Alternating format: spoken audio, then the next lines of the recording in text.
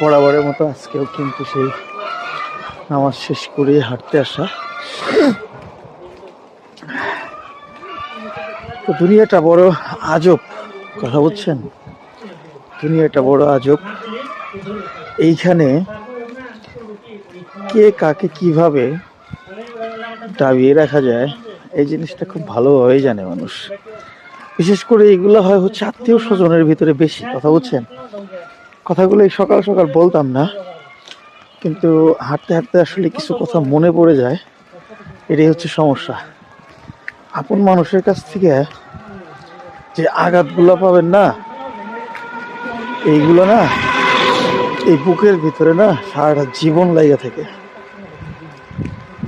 তো যেটা আমার ভিতরে হচ্ছে, শুধু আল্লাহর কাছে একটাই চাওয়া,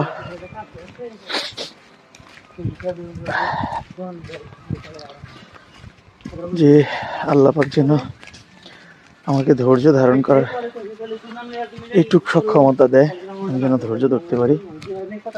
কারণ এতটা আঘাত পাইছি আমি যে এটা কল্পনাও করা যায় না। আর একটা জিনিস বলে রাখি, এটা নিয়ে পরে কথা বলবো, শুধু একটু হিংস দিয়ে রাখি। মা কোনোদিন নাকি বলে ভিন্ন হয় না, কিন্তু হয়, কিছু কিছু ক্ষেত্রে হয়, যেটার ব্যাখ্যা আমি এর পরে ভিডিওতে দিব।